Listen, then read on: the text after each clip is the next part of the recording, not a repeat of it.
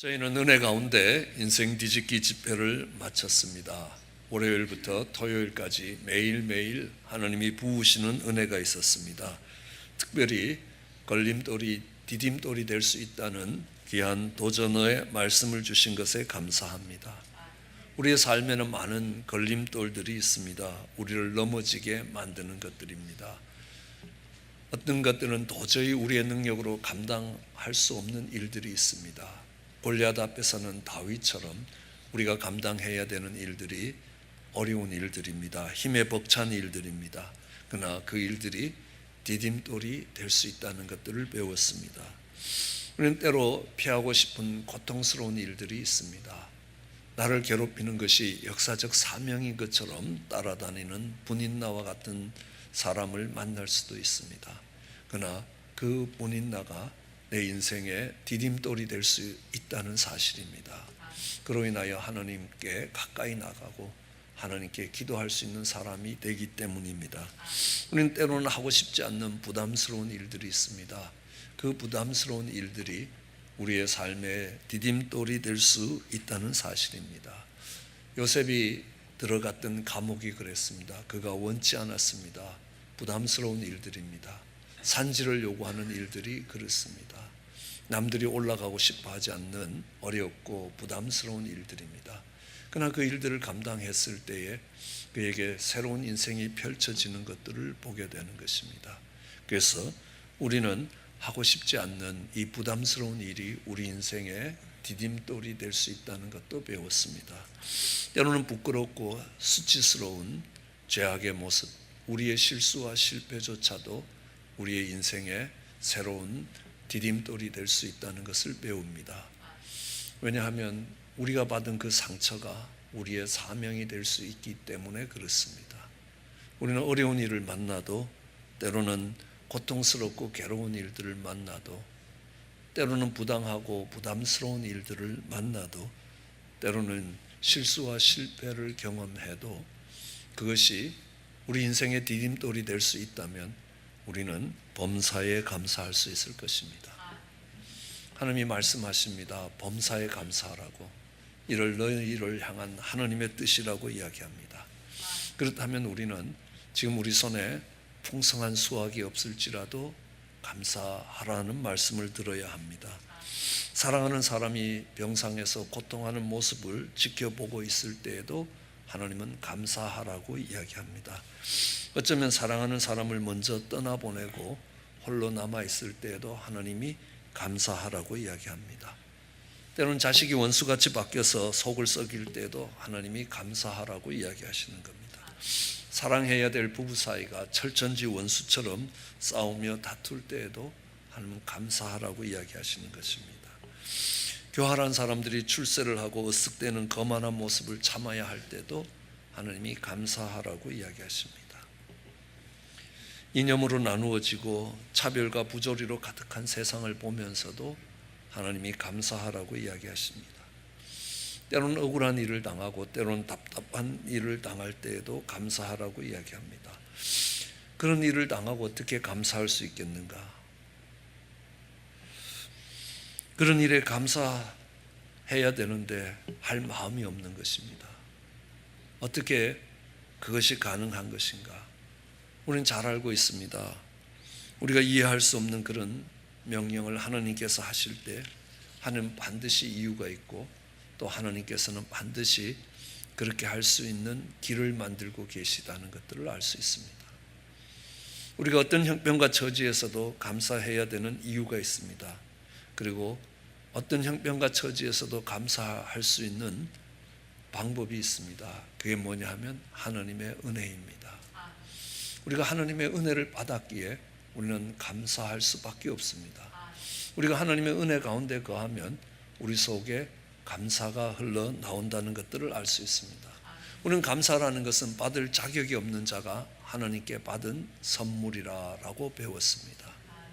우리는 거지에게 10불을 주고 딸에게 20불을 주면 감사하는 사람은 20불을 받은 딸이 아니라 10불을 받은 거지라는 사실을 너무 잘 알고 있습니다. 적은 것을 받았습니다. 아무 노력하지 않고 두 사람 다 선물을 받았지만 한 사람은 훨씬 더 적은 선물을 받았습니다. 그럼에도 불구하고 그는 감사합니다. 왜냐고요? 내가 받을 자격이 없다는 것들을 깨달았기 때문에. 받을 자격이 없는 자에게 주어진 이 선물, 그것이 크고 작든 상관없이 감사할 수 있습니다. 내가 받을 자격이 있는데 내가 그래서 받았다라고 이야기하면 은혜를 받은 것이 아니라 그는 그가 받을 자격을 갖춘 그의 노력의 대가를 받은 것입니다. 성경은 이것을 은혜가 아니라 삭슬 받았다는 겁니다. 노동자가 일을 하고 그 대가를 받는 것처럼 삭슬 받은 것이라 은혜를 받은 것이 아니라는 겁니다. 은혜는 받을 자격이 없는 자가 받은 것을 은혜라고 이야기합니다. 그래서 내가 부족한 사람이고 내가 허물진 사람임에도 불구하고 하나님께서 내게 정말 구원을 베푸시고 내 죄를 용서하시기 위하여 예수님을 십자가에 내어주셨다라는 것들이 내게 다가올 때에 우리는 어떤 형편과 처지에서도 감사할 수 있습니다. 우리가 받은 것이 적다 할지라도 마치 자격 없는 자에게 주어진 하나님의 선물이기에 말로 할 수 없는 감사가 거기에서 일어납니다. 그러나 죄가 들어오면 그렇지 않습니다. 우리가 죄가 들어오는 모습을 창세기에서 보고 있습니다. 정말 선악과를 따먹으라고 이야기합니다. 그 선악과를 따먹는 게 죄의 시작이었습니다. 그 죄의 시작과 동기는 뭐냐면 저 선악과를 따먹을 때 네가 하느님처럼 될 것이다. 너가 하느님처럼 될 것이다. 너가 최고가 될 것이다 라는 겁니다. 그래서 그들은 선악과를 따먹었습니다. 내가 최고가 되고자 하는 사람은 언제나 원망과 불평이라는 겁니다. 왜냐하면 내가 최고가 되지 못했기 때문에요. 내가 받아야 될 것보다 적게 받았다고 생각합니다. 내가 받아야 될 것보다 훨씬 더 많이 받았다고. 나는 정말 꺼지지 않는 불이 타오르는 지옥에서 영원히 살아야 될 인생이 정말 생명 가운데로 옮겨왔다. 받을 자격이 없는 자가 그것을 받았다면 거기에는 말로 할 수 없는 감사가 있습니다. 그렇지만 내가 받아야 되고 내가 최고가 되어야 되는데 다른 사람보다 적게 받았다. 이렇게 되면 그에게는 원망과 불평이 따라오게 되는 것입니다. 그렇기 때문에 최고가 되라고 이야기하는 이 죄가 역사하는 곳에서는 더 이상 은혜가 없습니다. 그 은혜가 없는 자리에는 감사가 나올 수가 없습니다. 원망과 불평이 따라 나올 뿐이라는 것입니다. 그래서 이 원망과 불평은 그 자체가 은혜를 잃어버렸다는 것들을 표현하기 때문입니다. 우리는 백설공주와 7 난장의 이야기를 잘 알고 있습니다. 거기에 왕비가 나옵니다. 백설공주가 나타나기 전까지는 가장 아름다운 여인이었습니다.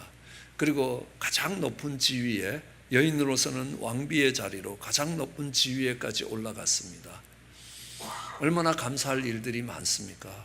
얼마나 받은 축복이 많으냐는 겁니다. 그런데 백설공주가 나타났습니다. 자기보다 더 이쁜 사람이 나타났습니다. 내가 더 이상 최고가 되지 못한다는 겁니다. 그 백설공주를 미워합니다. 왜 하나님이 나는 저 여자보다 더 이쁘게 만들지 않았냐는 겁니다. 그때부터는 원망과 불평이 나오고 그 백설공주를 향한 미움과 시기와 질투가 흘러나가기 시작하는 겁니다. 그 미움과 시기와 질투가 흘러나가는 그 자리에 결코 감사함이 있을 수 없다는 것들을 우리는 너무나 잘 알고 있습니다. 이스라엘의 초대 왕이었던 사울 왕도 그렇습니다. 이스라엘 백성들이 그를 왕으로 세우고자 할 때 그는 한사코 거절합니다. 나는 왕이 될 자격이 없는 자라고. 그래도 이스라엘 사람들이 그를 왕으로 세우고자 하니까 저 곡식을 넣어 놓는 두지 속에 숨어서 나오질 않는 겁니다. 그렇게 나는 왕이 될 자격이 없던 자가 왕이 되었습니다. 하나님이 그에게 한량없는 은혜를 베푸셨습니다. 전쟁에서 승리하게 만드셨습니다. 이스라엘의 나라가 든든히 세워졌습니다. 모두가 정말 사울 왕의 덕이라고 칭송을 합니다. 그러면서 그 속에 교만이 싹트기 시작했습니다. 그런데 어느 날 이상한 소리가 들려옵니다. 다윗이 죽인 자는 만만이고 사울이 죽인 자는 천천이라는 겁니다. 그러면요, 참 훌륭한 사위를 뒀다라고 생각하고 감사할 수 있습니다. 아니면 아주 전쟁에 나가서 목숨을 아끼지 않고 싸워가는 충실한 부하가 있다는 것으로 감사할 수 있습니다. 그런데 아니요, 내가 최고가 되어야 되는데 다윗 때문에 최고가 되지 못한다고 생각합니다. 내가 하느님처럼 되고 내가 최고가 되고자 하는 그 죄가 그를 점령하기 시작하자, 아니 다른 표현으로 이야기하면 은혜를 잃어버리니까 왕이 될 자격이 없는 자를 왕으로 세워주셨는데 그 은혜를 잊어버리자 그 속에는 비교가 되기 시작했고 정말 다윗이 미워지기 시작했고 다윗을 죽이고자 합니다. 그 속에 감사가 사라지는 것입니다. 많은 것들을 받았지만 그것으로 인하여 정말 하나님께 감사하고 하나님께 영광을 돌리는 것이 아니라 나보다 더 나은 다윗을 바라보면서 오히려 원망하고 불평하며 정말 시기와 질투에 잡혀서 내가 최고가 되기 위해서 다윗을 죽이겠다고 이야기합니다. 하나님의 은혜를 잊어버린 겁니다. 하나님의 은혜를 잊어버리자 은혜의 자리에서 오는 감사가 사라지는 겁니다. 그 자리에 시기와 질투가 자리 잡고 있는 것입니다. 오늘 우리가 읽은 본문이 이야기합니다. 22절에 하나님을 잊어버린 너희라는 겁니다. 너희가 하나님을 잊어버린 모습이라는 겁니다. 그 모습은 감사를 잊어버린 모습이라는 겁니다. 우리 속에 감사가 없어진다는 것, 그 감사가 없어진 것뿐만이 아니라는 겁니다. 그것은 하나님을 잊어버린 것이라. 왜냐하면 그렇게 하나님을 잊어버리면 분명히 정말 하나님의 율례를 전하고 하나님의 언약을 그 입에 두고 있지만 그 하나님의 교훈을 좋아하지 않는다는 겁니다. 하나님의 말씀을 내 인생의 삶의 기준으로 두지 않는다는 겁니다.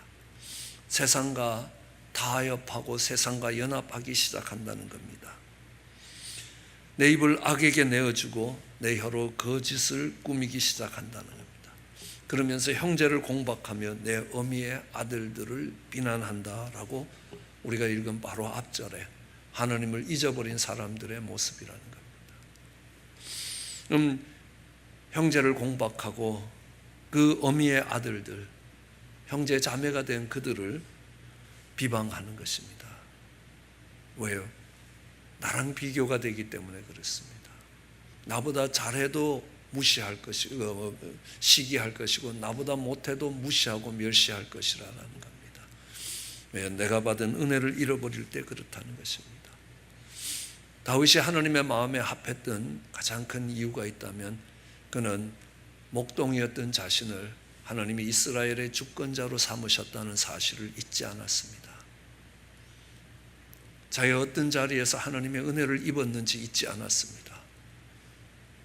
그는 어떤 환경과 어떤 처지에 놓일지라도 정말 목동으로 살아야 될 그를 하나님이 이만큼 쓰신 것만으로도 충분하다고 생각합니다.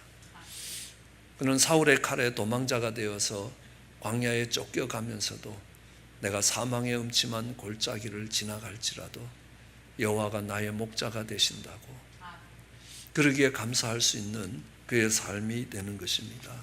그 고백을 하나님께 드렸습니다. 그것이 하나님을 영화롭게 했던 것들을 알 수 있습니다.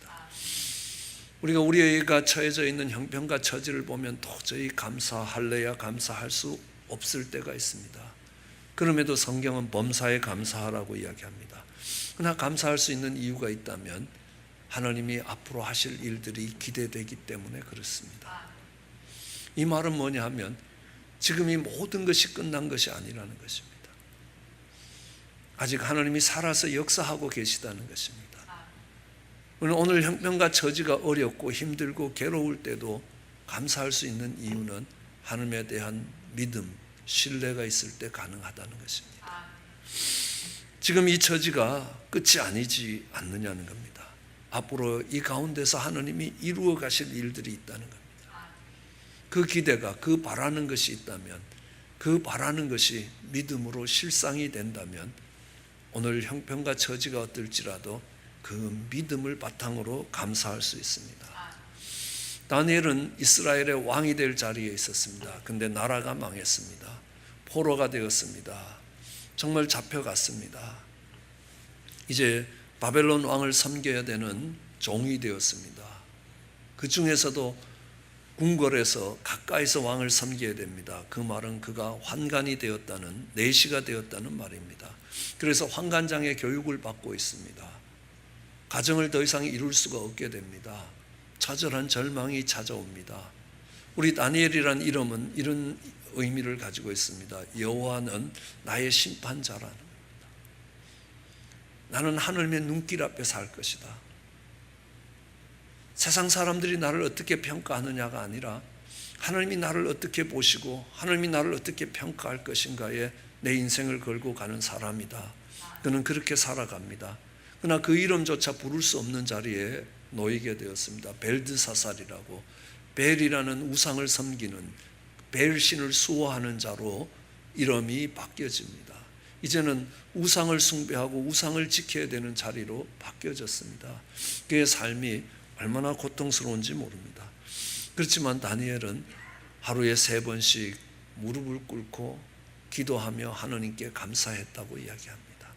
아니, 그것 때문에 어쩌면 사자굴에 들어가서 인생이 끝나고 생명을 잃어버릴지 모르는 그런 자리에서도 다니엘은 하루 3번씩 무릎을 꿇고 기도하며 그 하나님께 감사하는 것입니다. 예, 다니엘이 그렇게 감사할 수 있는 것은 지금 내가 처해져 있는 이 위기의 상황, 어려운 상황이 인생의 끝이 아니라는 것들을 알고 있습니다. 하나님의 역사를 기대하고 있습니다. 그렇기 때문에 다니엘은 그가 처해져 있는 형편 속에서도 감사할 수 있습니다. 늘 인생이 어렵고 힘들 때, 고난의 시간들이 닥쳐올 때, 괴로운 일들이 밀려올 때에 다니엘서 제일 마지막 구절들을 읽곤 합니다. 다니엘서 12장 13절의 말씀입니다. 너는 가서 마지막을 기다리라. 이는 내가 평안히 쉬다가 끝날에 내 업을 누릴 것입니다. 아직 모든 것이 끝나지 않았다는 겁니다. 아직 하나님이 역사하실 일들이 남아있다는 것입니다. 그러면요, 오늘 부딪히는 위기 속에, 때로는 괴로운 일 속에, 때로는 힘들고 지친 그 인생길에서 감사할 수 있게 됩니다. 이스라엘 백성들은 종살이하던 이집트를 떠나왔습니다. 근데 하나님이 그들을 홍해 앞으로 인도하셨습니다. 양옆을 보니까 믹돌입니다. 깎아지른 절벽들입니다. 앞은 홍해가 막고 있습니다. 뒤에는 애국 군대가 밀고 옵니다. 예, 우리는 이런 것을 사면초가라고 이야기합니다. 앞으로도 옆으로도 뒤로 물러설 수도 없습니다. 그 위기 앞에 서 있습니다. 감사가 나오겠습니까? 근데 감사할 수 있습니다. 왜냐하면 하나님이 하실 일들이 기대가 되면 거기서 감사할 것입니다. 오늘 하나님이 어떻게 하실지 보라는 것입니다. 하나님이 우리 인생을 여기서 끝내기 위해서 여기까지 이끌어 오신 것이 아니라는 겁니다.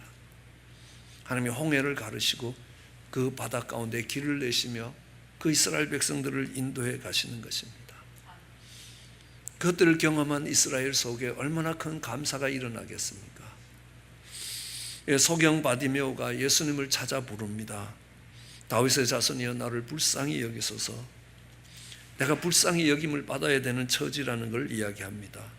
그런데 그는 예수님을 인하여 눈을 뜨게 되는 것입니다. 내가 소경이라는 이 한심한 처지가 정말 원망과 불평의 이유가 되느냐는 겁니다. 아니요, 하나님의 능력을 경험할 수 있는 기회가 되는 것입니다. 하나님이 역사하실 것이면 그것이 감사의 조건이 될 수 있습니다. 아기를 낳을 수 없는 처지가 한심한 처지가 됩니까? 남들은 다 하는데 나는 안 된다는 겁니까? 아니요, 하나님이 일하실 수 있는 기회가 될 수 있다는 사실입니다. 저는 아름다운 교회에 왔을 때 아름다운 교회가 참 어려운 교회였습니다.